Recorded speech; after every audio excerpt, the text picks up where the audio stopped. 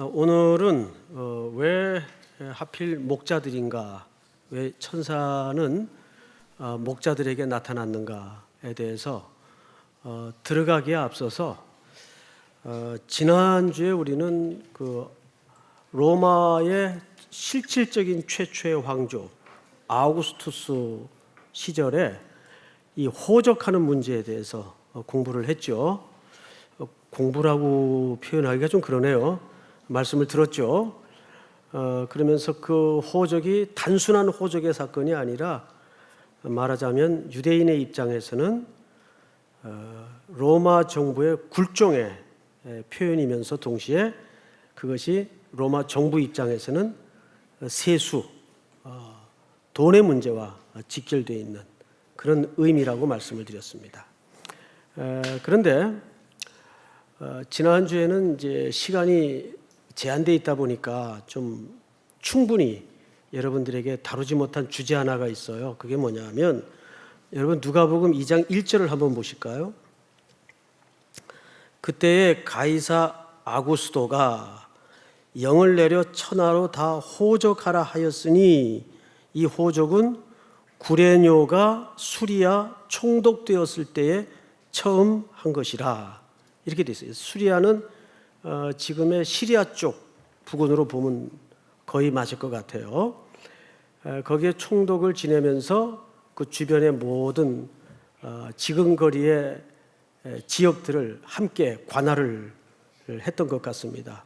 이 구레뇨라는 인물은 아우구스투스 로마 황제의 대단한 측근입니다. 어떤 그 기록에 보면 그 당시 최초의 황제인 이 아우구스투스와 거의 동등한 위치의 권한을 행사할 정도로 파워를 갖고 있었다라고 사가들은 기록을 하고 있습니다.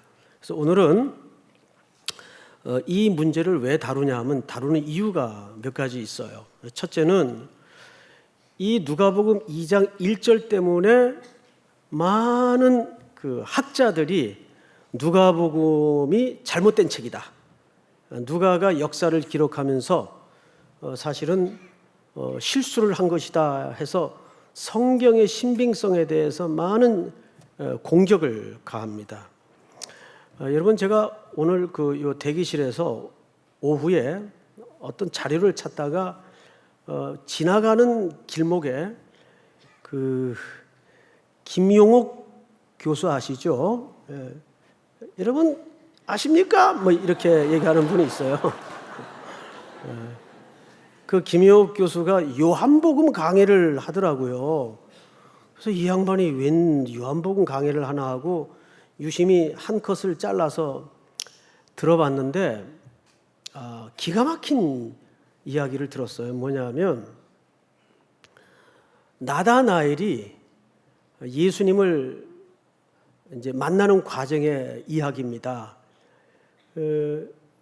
빌립이 나다나엘에게 모세와 여러 선지자들의 글에 기록한 그분을 내가 오늘 만났다.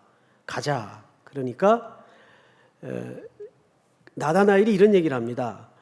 나사렛에서 무슨 선한 것이 날 수 있겠느냐. 이 본문 기억하시죠? 요한복음 1장 말미에 나오는 본문인데 나사렛에서 무슨 선한 것이 날 수 있겠느냐. 이 대목을 가지고 김용옥 교수라는 분이 이것은 뭘 얘기하냐 하면 베들레헴의 모든 탄생 기사가 허구라는 것을 증명하는 거다. 여러분 알고 믿으셔야 됩니다. 뭐 이런 얘기를 하더라고요. 성질이 나가지고 이 양반이 무식해도 이렇게 무식할 수가 있는가.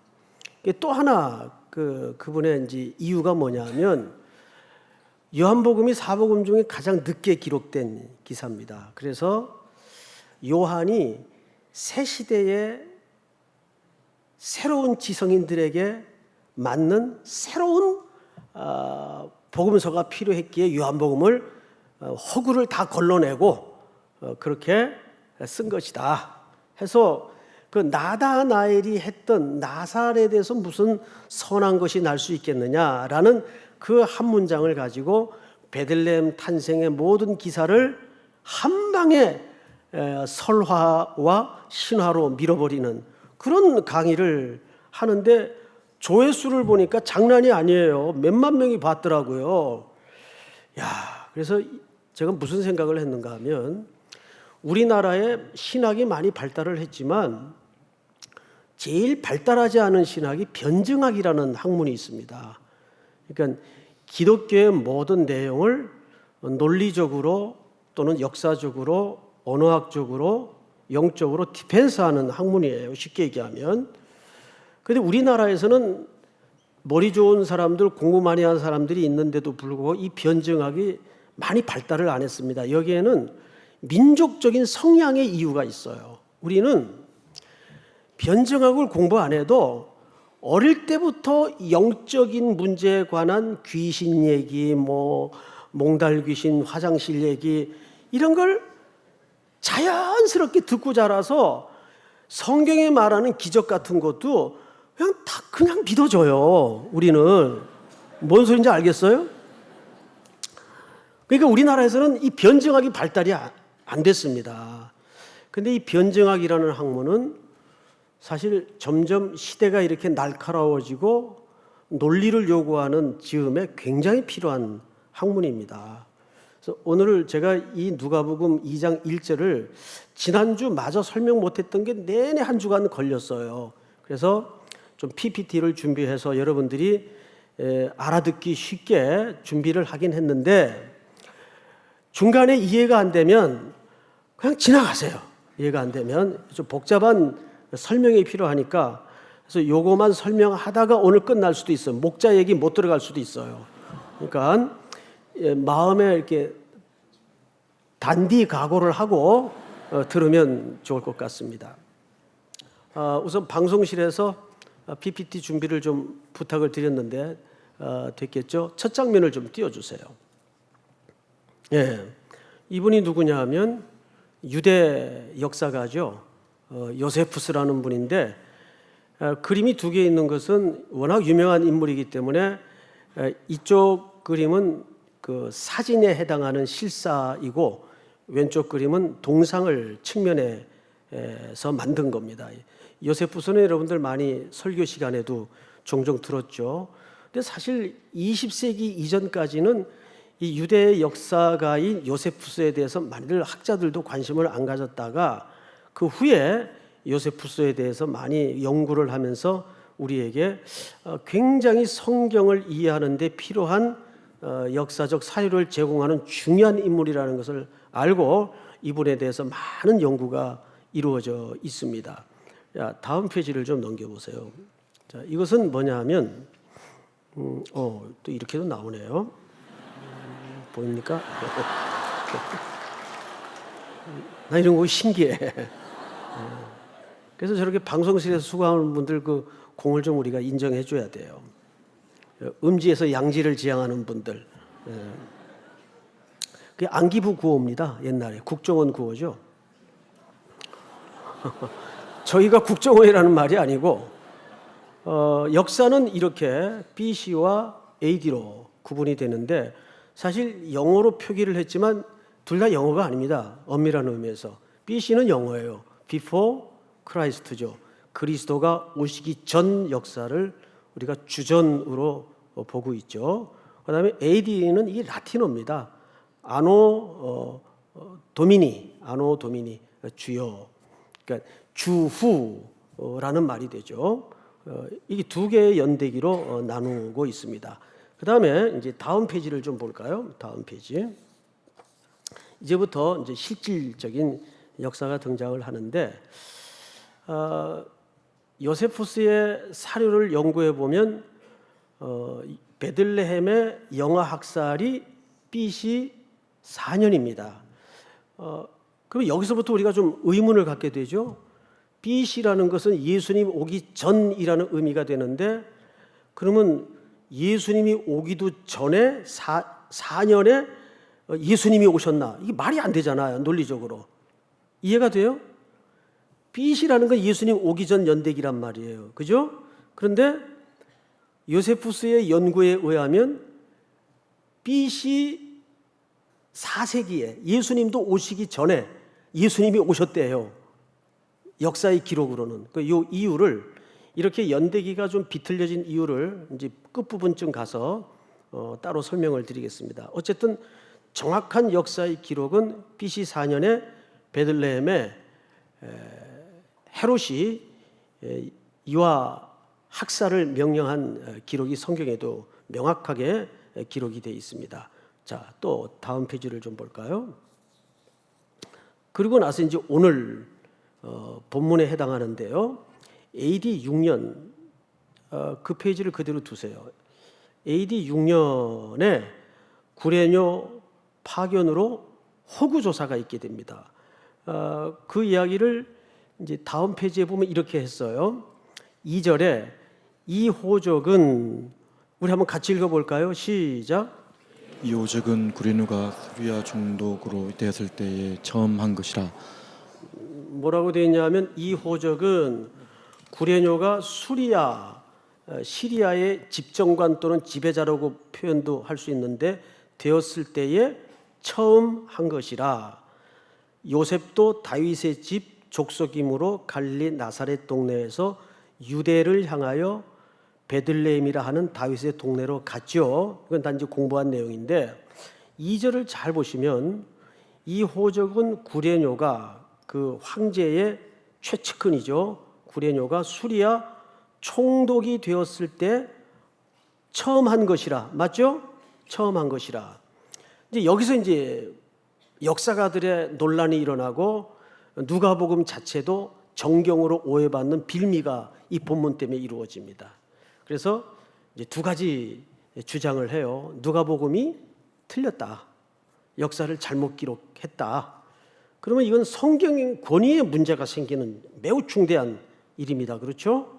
그리고 두 번째는 이것이 연대기가 틀림으로써 누가라는 저자 자체도 문제가 되는 거예요. 따라서 성경도 문제가 되는 겁니다. 그러니까 이건 굉장히 중요한 기록인데 2절을 꼼꼼히 보시면 번역상에 어떤 문제가 있는가 하면 우리나라 말 성경에는 수리아 총독이라고 돼 있어요. 그렇죠? 근데 원문에 가깝게 번역을 하려면 총독이라는 표현보다는 시리아의 집정관 또는 지배자 이렇게 번역하는 게 원문에 더 가까운 번역이에요. 근데 저거를 훗날 이 사람이 AD 6년에 가서 실질적으로 총독이 됩니다. 그런 이유 때문에 여기에다 총독이라고 했는지 몰라도 지금 이 호적은 처음 한 호적이기 때문에 처음 한 호적이라면 AD BC 4년쯤에 이루어진 호적이란 말이에요. 그렇다면 요세푸스의 기록상으로는 앞뒤가 안 맞는 게 구레뇨가 총독이 될 때는 AD 6년이거든요. 우리 다음 페이지를 한번 볼까요? 이렇게 되는 겁니다. 이 그림을 보면 정확해요. AD 6년에 구레뇨가 파견되어서 호구 조사를 하게 됩니다. 그러니까 호적 조사를 하게 되는 거죠. 그러면 생각을 해보세요. 만약에 AD 6년에 저것은 변동시킬 수 없는 역사의 기록인데 요세푸스의 역사 기록에 정확하게 구레뇨가 AD 6년에 파견되어서 총독으로서 호구 조사를 했다고 기록을 합니다. 그러면 AD 6년과 BC 4년 사이에는 몇 년의 간격이 벌어지는 겁니까? 10년의 간격이 벌어지는 거예요. 그럼 이게 왜 말이 안 되냐 하면 AD 6년에도 호적 조사가 있었고 당연히 BC 4년에도 호적 조사가 있었어요. 그렇죠? 그런데 실제 역사가인 요세푸스의 기록에는 구레뇨 총독으로 AD 6년에 임명되었다고 기록을 하고 있습니다. 구레뇨가 총독으로 임명된 지가. 여기에서 많은 역사가들이 헷갈린 겁니다. 앞장으로 한번 넘겨보실까요? 뭐 때문에 헷갈렸는가 하면 이것 때문에 헷갈린 거예요. 2절에서 수리아 총독이라고 번역할 게 아니라 수리아의 집정관 내지는 지배자, 그러니까 이때는 아직 총독으로 임명되지 않았을 때입니다. 게다가 우리가 영어 번역에도 오역이 일어났어요. 뭐냐 하면 집정관 또는 지배자가 되었을 때, 이것을 when, WHEN으로 번역을 한 성경들이 많습니다. 근데 이거는 그렇게 어느 때 시에 해당하는 when으로 번역할 게 아니라 여기에처럼 그것을 지배자로서 통치하고 있는 동안에로 번역을 해야 됩니다. 왜냐하면 자, 다음 페이지로 넘겨주실까요? 그리고 다음 페이지로 또 넘겨주세요. 이분이 누구냐면 타티쿠스라는 유명한 또 다른 역사가인데, 다음 페이지를 좀 보세요. 이분이 그 구레뇨에 대해서 이런 그 기록을 남깁니다. 로마는 원로원이었던 퀴리니우스, 이게 발음이 좀 어렵죠. 우리말 성경에는 구레뇨로 돼 있어요. 장례를 성대하게 치렀다. 그는 불굴의 정신을 가진 군인이었고 황제의 충성스러운 부하였다. 신성한 아우구스투스의 아래에서는 집정관을 역임했다. 여기 뭘 역임했다고 되어 있죠? 집정관이라는 것은 원로들 중에 맞는 임무인데 굉장히 충성스러운 측근들만이 앉을 수 있는 아주 중요한 자리입니다. 그의 멈추지 않는 정복 성량으로 인해 로마 사람들은 그를 그렇게 달갑게 여기지 않았다. 당연하죠. 왜냐하면 많은 병사들을 전장에 동원했기 때문이다. 이것이 타키투스의 연대기 중에 등장하는 역사가들의 구레뇨에 대한 평가요 기록입니다. 다음 페이지를 좀 볼까요? 자, 그렇다면 이렇게 되는 겁니다. BC 4년에 베들레헴에 영아 학살이 있었던 것이 맞습니다. 그리고 AD 6년에 구레뇨가 총독으로 임명되어서 호적 조사를 했던 것도 맞습니다. 그러면 둘 다 맞는다면 어떤 문제가 발생하냐 하면 이 간격에는 10년의 연차가 발생을 해요. 그렇죠? 예. 그러면 어느 호적이 맞는 호적 조사일까? 당연히 BC 4년에도 호적 조사가 있었을 거 아니에요. 그죠? 그리고 AD 6년에도 호적 조사가 있었어요. 그러면 어느 호적 조사가 맞는 호적 조사냐 이 말이에요. 이렇게 볼 때 이것은 타키투스의 역사의 기록에 의하면 이 구레뇨는 BC 12년서부터 AD 12년까지를 원로원으로서 아우구스투스 측근에서 정치적인 역량을 펼쳐나갑니다. 그러니까 모두 몇 년을 근무한 겁니까? 24년이죠. 정확하게. 그러면 24년 동안 호적조사가 실질적으로 2번 있었다는 얘기입니다. 그런데 놀랍게도 그 증거가 성경에 있어요. 여러분, BC 12년서부터 집권을 했다면 황제의 측근에서 BC 4년 무렵에도 호적조사가 이 사람에 의해서 벌어졌습니다. 그리고 AD 6년에는 사실상 2번째 호적조사입니다. 처음 한 게 아니고 처음 한 호적조사는 BC 4년에 이미 했어요. 그 이야기를 누가복음 2장 1절 2절에서 한 겁니다. 근데 그걸 번역상 뭐라고 번역을 해놨는가 하면 수리아 총독되었을 때 하니까 이것을 많은 학자들이 AD 6년에 호적조사로 착각을 한 거예요.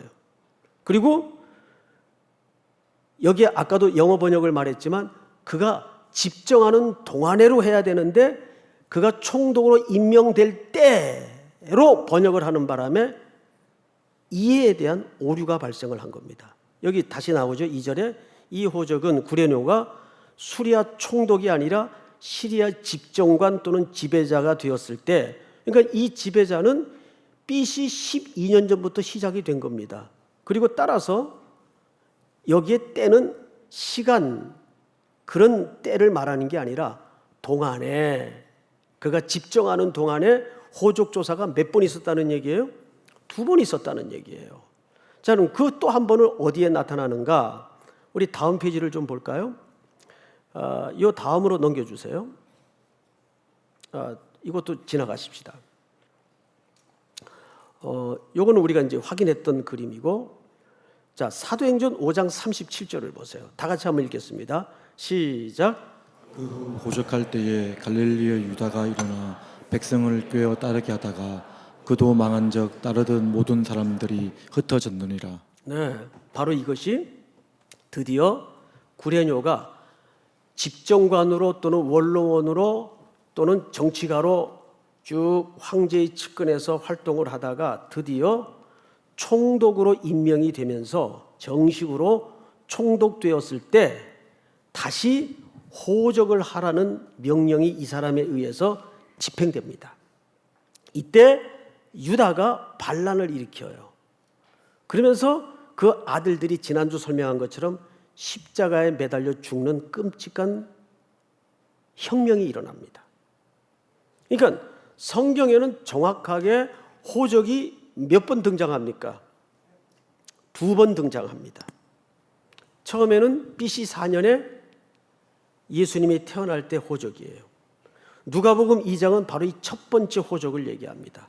그러니까 여기에서 뭐만 우리가 인식을 바꿔야 되냐 하면 수리아 총독이 되었을 때가 아니라 그가 집정관으로 있을 때, 그러니까 여러 직을 맡았을 거 아니에요. 원로원도 했었고 집정관도 했었고 행정관도 했었고, 그러나 그는 늘 충성스러운 황제의 측근으로 존재했다 그 말이에요.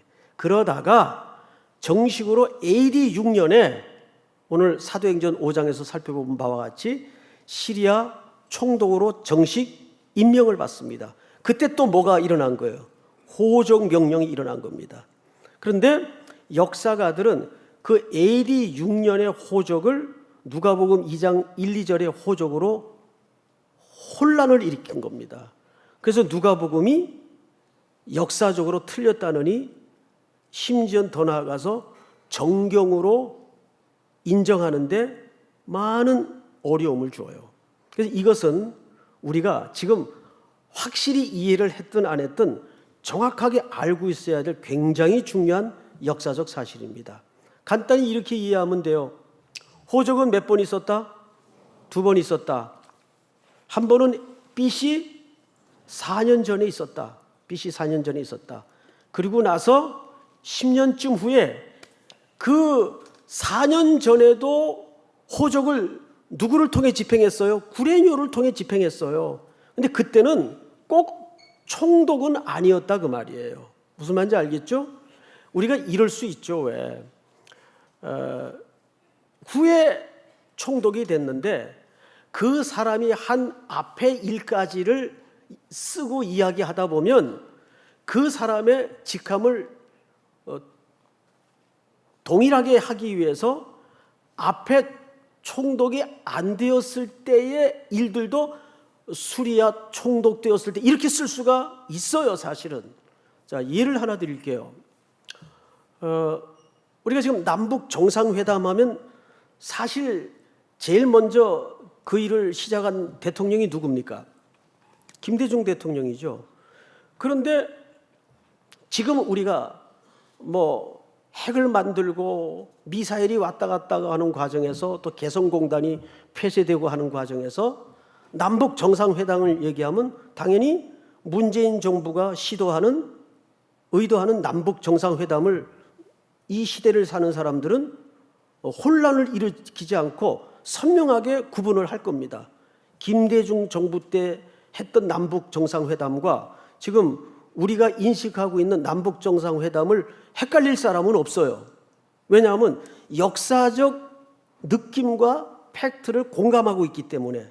그런데 만약에 저 1000년이 지난 후에 누가 1000년 전 한국의 그 남북 정상회담을 이제 연구한다고 합시다. 예? 그러면 남북 정상회담이라는 타이틀만 나올 때, 야, 이게 김대중 정부 때 얘기냐, 문재인 정부 때 얘기냐, 용어는 같으니까 혼란을 충분히 일으킬 수가 있는 겁니다. 그러니까 누가복음 2장 1절에 이 수리아 총독되었을 때 이야기는 번역상에 좀 문제가 있었다. 이것은 총독이라고 번역하기보다는 집정관으로 또는 지배자로 있을 때라고 표현하는 게 원어상 맞고, 나아가서 더욱 중요한 것은 그가 총독이 되었을 때라는 시간을 표현하는 영어 번역보다는 그렇게 총독으로, 이게 지배자와 또는 행정관으로 있는 동안에 라고 얘기할 때 우리는 훨씬 이게 무슨 의미인지를 알아요. 그리고 나서 10년쯤 후에 이 사람이 어디로 임명이 되죠? 시리아의 총독으로 임명이 되면서 또 한 번에 뭐가 있었다는 얘기입니까? 호적조사가 있었다는 얘기예요. 이 둘을 헷갈린 거예요. 그러니까 이 누가복음 2장의 역사적 기록은 한치의 오차도 없이 맞다 틀리다, 이건 정확히 맞는 겁니다. 제 이 1절 2절을 유독 붙들고 왜 씨름을 여러분들하고 해야 되냐 하면, 많은 자유신영 쪽에서의 학자들이 누가복음의 이 역사의 기록을 누가의 실수로 보기 때문입니다. 그렇다면 그것은 성경의 오류라는 문제와도 맞물리는 문제이기 때문에 이것은 우리가 꼭 알아듣던 못 알아듣던 밝히고 지나가야 될 필요가 있겠다 싶어서, 여러분 근데 알아들었죠? 예, 알아들었을 거예요. 아멘. 자, 그리고 이제 다음 페이지를 좀 볼까요? 이건 설명을 한 거고, 자, 이 그림이 바로 그 유명한 그 영국의 더럼 성전입니다. 더러운 성전이 아니고 더럼 성전이에요. 제가 이 그림을 좀 찾아서 설명한 다음에 좀, 원래 페이지가 여러 페이지를 준비해가지고 잠깐만 기다리십시오. 왜 이렇게 많아? 제가 같은 걸 10수장을 지금 복사를 해가지고 죄송합니다. 네, 나왔어요. 이게 이제 그 더럼 대성당입니다. 이 그림 어디서 많이 보지 않았어요, 여러분? 영화 뭐 기억 안 나세요? 해리포터. 여기서 찍었습니다. 유명한 성당이죠. 여기 해리포터를 찍었던 데예요. 다음 그림을 볼까요? 이분이 여기 더럼 대학을 졸업을 했습니다. 전혀 유학 갔다 온 분 같지 않죠? 지금 몽골 가 있는데 없는 사이에 한번 뛰어났습니다. 이분이 더럼 대학이 좋은 대학입니다. 여기 졸업을 했는데 제가 이 더럼을 밝히는 이유가 있어요.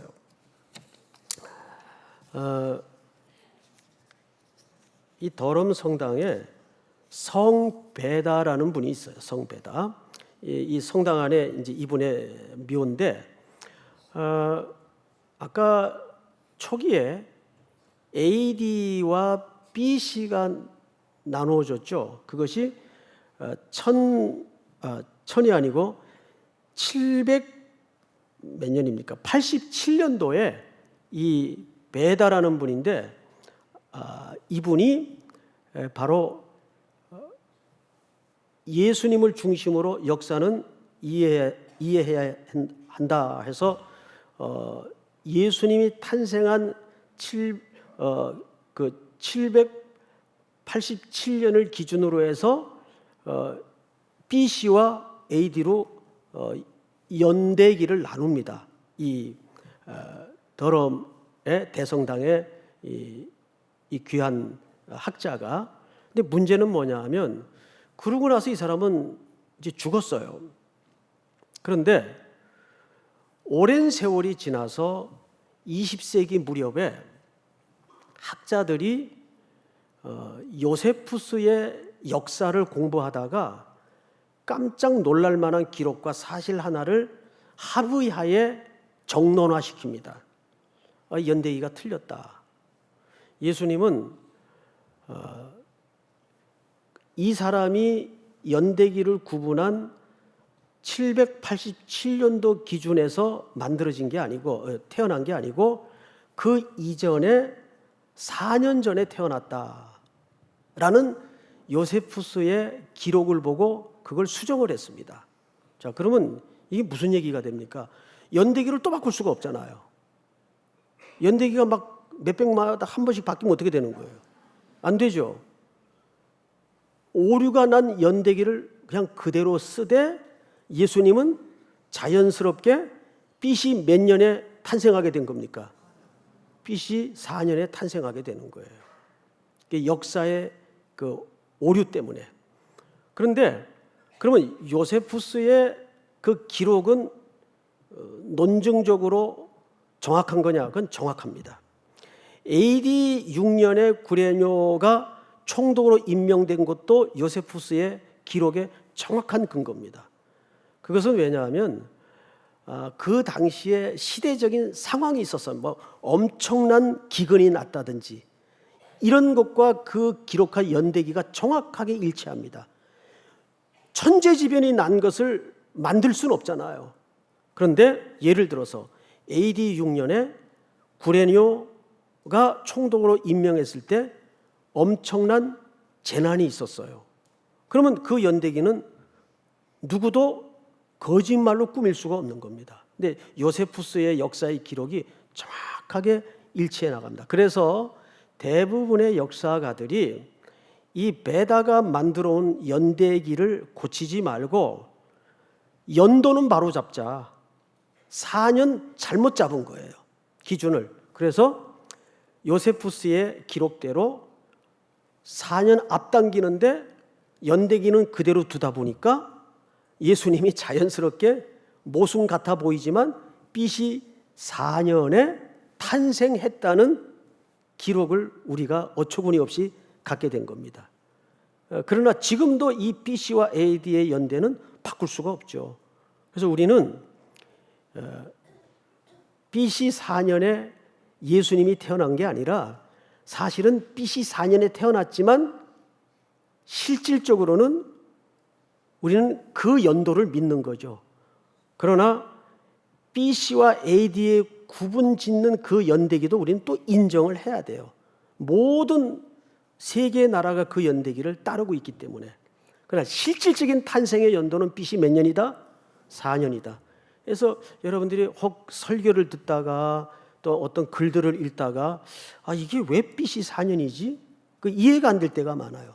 BC라는 말 자체가 예수님 탄생하기 전이라는 말인데 예수님이 탄생하기도 전에 4년 전에 태어나? 이건 말 자체가 서로 모순을 갖잖아요. 그래서 이런 역사의 기록 오류 때문에 발생한 해프닝이다.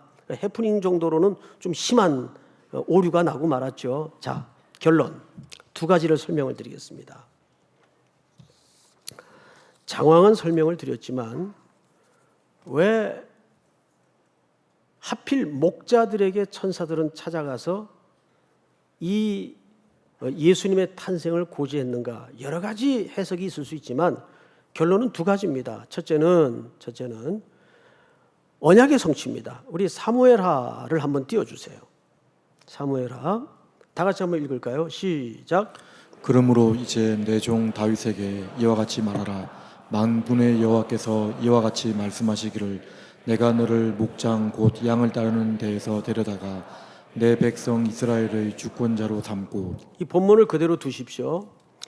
여러분, 이스라엘의 역대 지도자들은 신기하게도 이 목자들과 깊은 시간적, 정서적 연결고리를 갖고 있어요.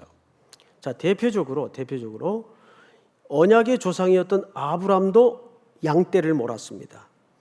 그리고 또 대표적으로 율법의 시대였던 모세도 원래는 바로의 궁궐에서 자라다가 그는 초계와 같이 광야로 들어와서 저 이방인 이드로의 대들 사회가 됩니다.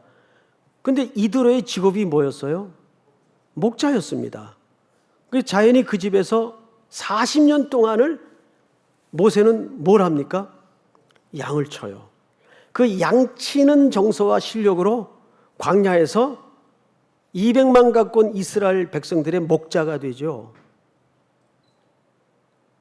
게다가 왕으로서의 실질적인 초대 왕이었던 메시아가 그 혈통에서 오리라 약속되었던 다윗도 어떻게 됩니까?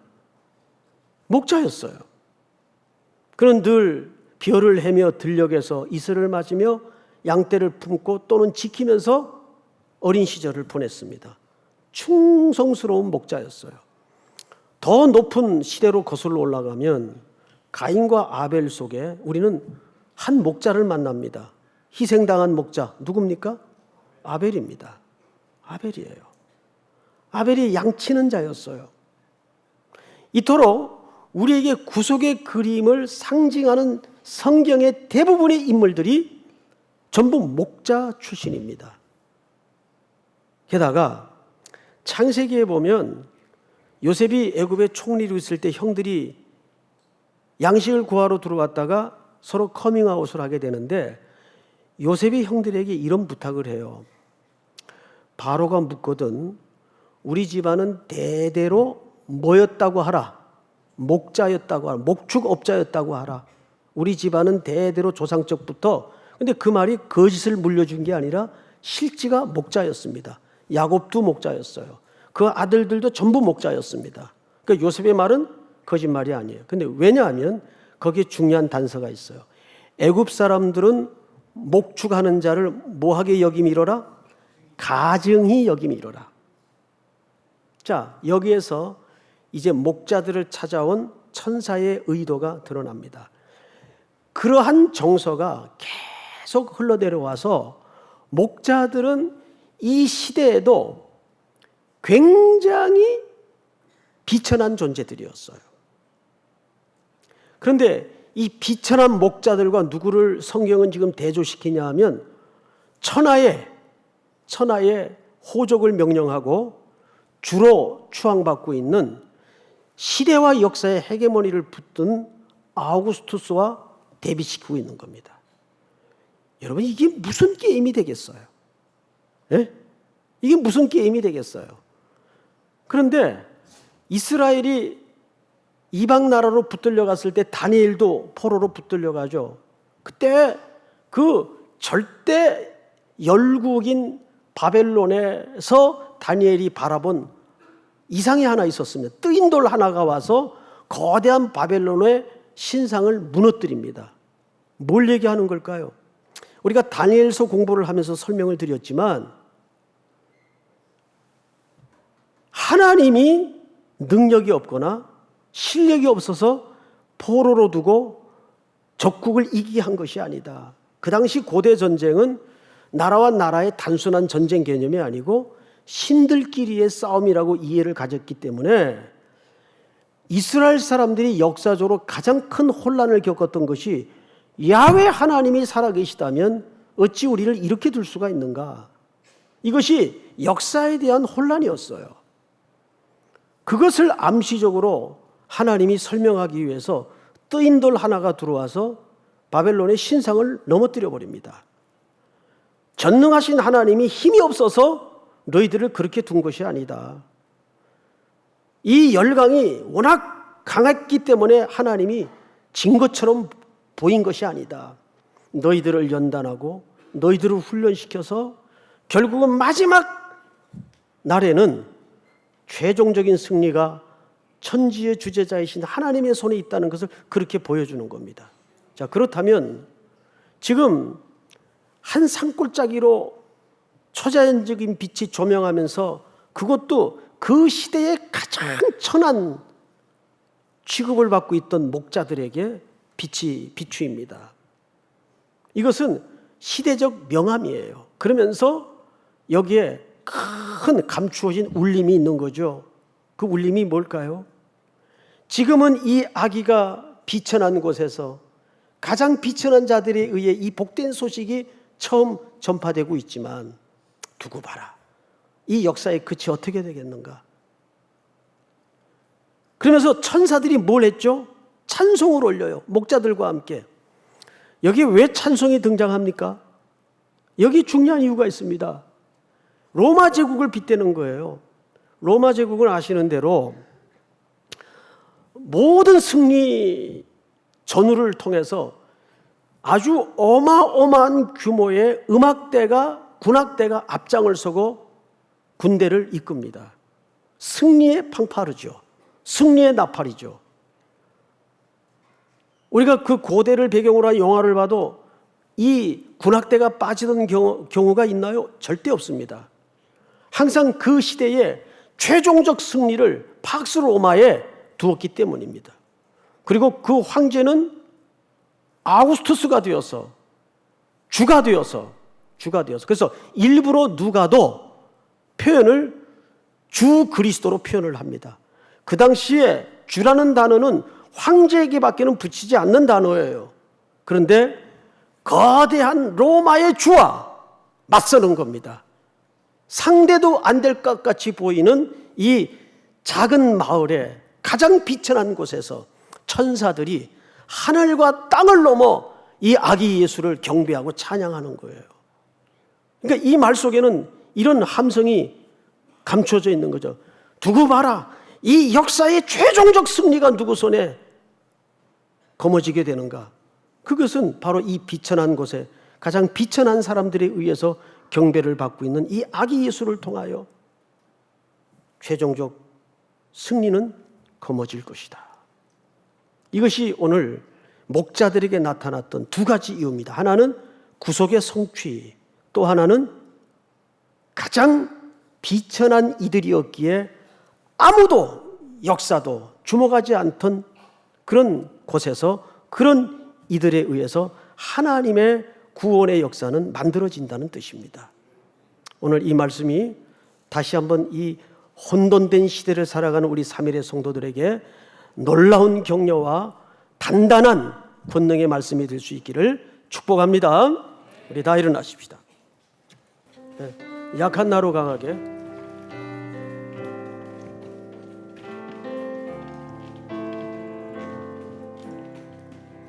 약한 나로 강하게 가난한 날 부하게 눈먼 날 볼 수 있게 주 내게 행하셨네.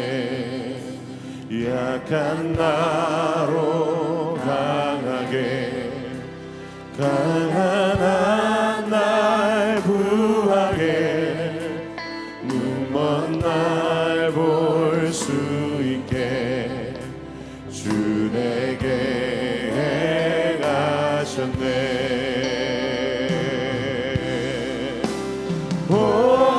호산나 호산나 죽임 당한 어린 양 호산나 호산나 예수 다시 사셨네. 약한 나로 약한 나로 강하게 가난한 날 부하게 눈먼 날 볼 수 있게 주 내게 행하셨네. 약한 나로 강하게 가난한 날 부하게 눈먼 날 볼 수 있게 주 내게 행하셨네.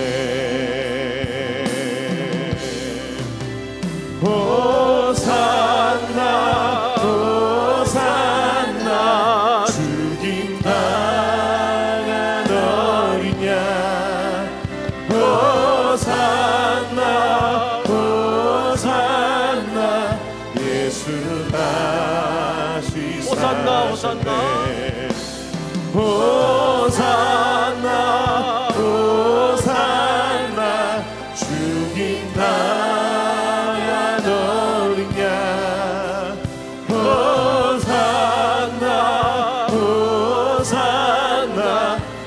예수 다시 사셨네. 우리 한번 기도합시다. 다 같이 한번 눈을 감고, 우리는 정황무한 하나님의 이 말씀이 성경임을 믿습니다. 아멘. 그리고 이 말씀은 우리 모든 삶의 유일한 지침임을 믿습니다. 이 권능의 말씀이 우리를 살리고 예수 그리스도를 증거하는 유일한 말씀으로 믿습니다.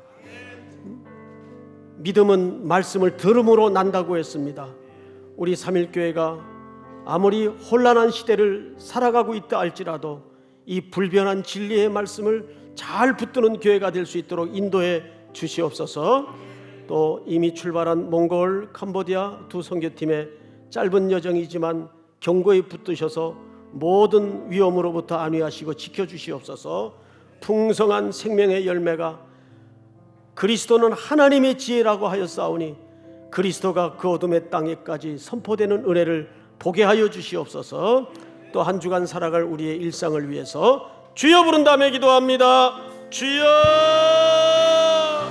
하나님 은혜를 진심으로 감사합니다. 영광을 받아주시옵기를 원합니다. 오늘도 우리들에게 귀한 말씀을 주셔서 이 하나님의